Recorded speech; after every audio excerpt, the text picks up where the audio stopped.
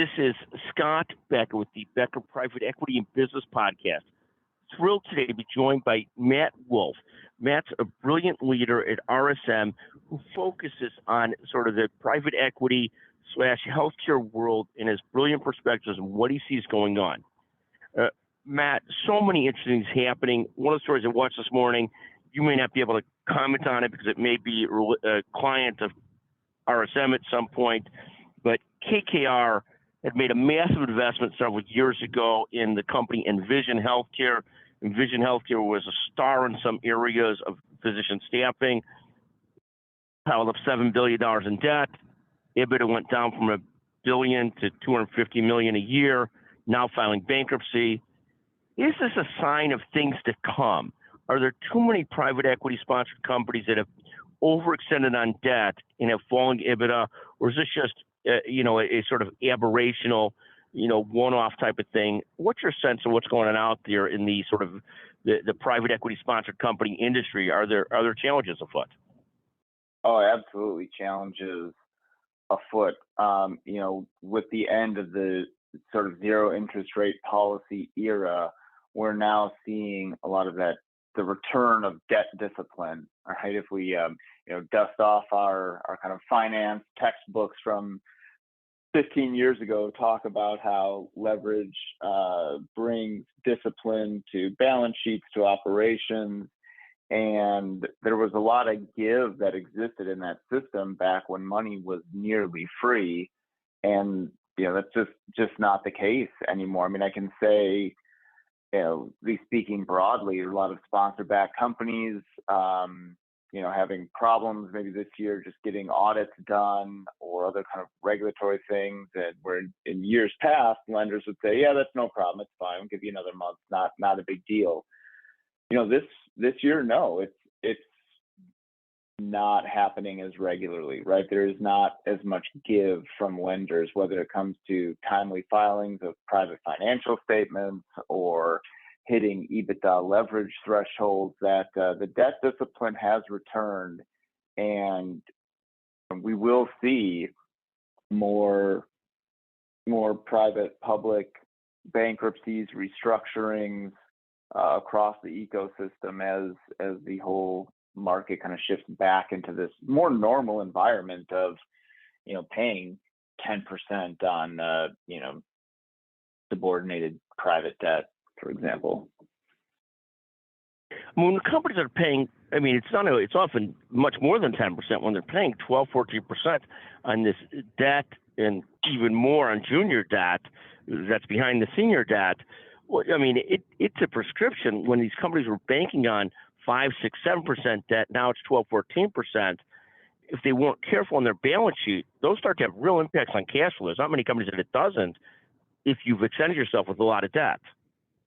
Absolutely, yeah, and so we're going to see a shakeout from that. We're going to see effects. I think an optimistic case is if particularly in private equity sponsor backed arena, where if your debt interest payments have now doubled, best case scenario, you're just not going to do as many add-on deals, right? Maybe some de novo growth, but you're not really going to go out there and buy a whole bunch of EBITDA like you might have before.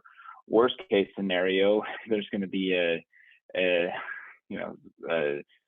bankruptcy, right? Some kind of suboptimal exit might be the euphemism there. But yeah, and somewhere in between is, and somewhere in between is that you can't meet your debt covenants, your debt keeps on getting more expensive, it becomes a vicious cycle.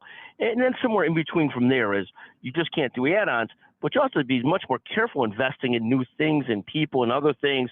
Like a company's got 3 great leaders, they need 5 more great leaders, they're trying to build a management team, and all of a sudden those salaries add up when you're working against compliance to debt covenants and what that cost versus the cost of those people versus continuing to meet your debt covenants, because those people don't turn into profits right away. They're part of building a company.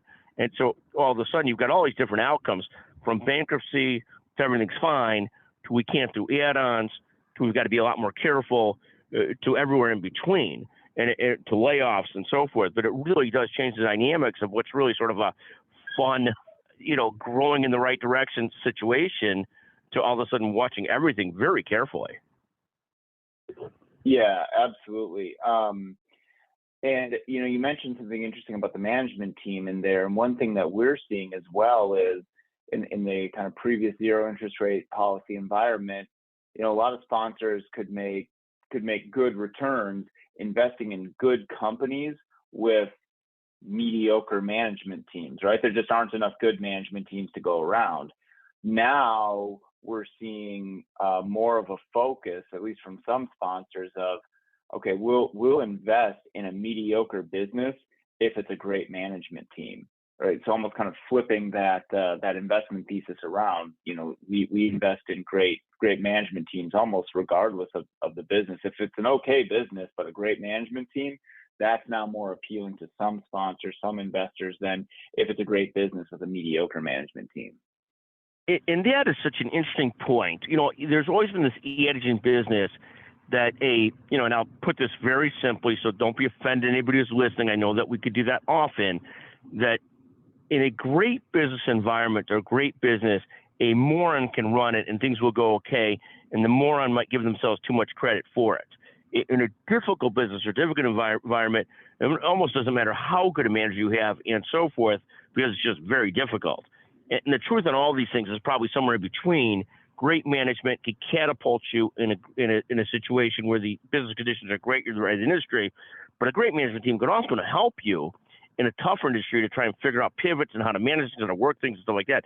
So there is a premium really at all times on great management. People might say differently, but we're a believer that great management is very important at all times.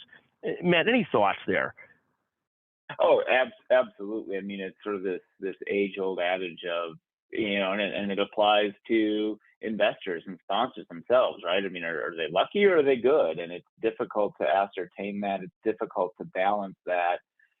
I mean, would you buy a quick service restaurant if Satya Nadella was the CEO? Probably, even if you didn't like the business, right? I mean, but to your point, the reality is that it's somewhere in between, right? Of how do you balance that? I mean, I would say something that's always been true around management teams, whether interest rates were at 0, 5, 10%, is that as you're looking forward at a growth prospect, a growth thesis for an investment, the quality and capabilities of that management team will at some point become a bottleneck to growth.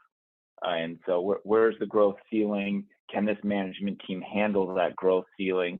Do we need more management executives, leaders in different roles if we want to grow beyond that ceiling?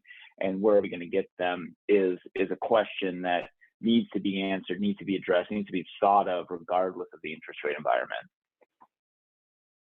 100%. Matt, as always, I want to thank you for joining us on the Becker Private Equity Business Podcast. One of the things that two other postscript notes I'll add. One, Matt Wolf is phenomenal. That's a separate postscript note. Two other things. The Becker Private Equity Podcast was ranked #1 on Apple Business News this morning. So thankful to listeners and subscribers for that.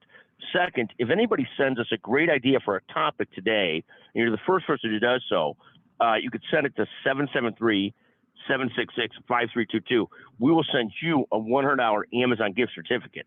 Thank you for listening. Matt, you can't take advantage of that offer, and Kate, you can't either. No, I'm just kidding. But thank you both for being with us today. Our great producer, Matt Wolf, our brilliant guest from RSM. Thank you for joining us on the Becker Private Equity Business Podcast. Thank you, Scott.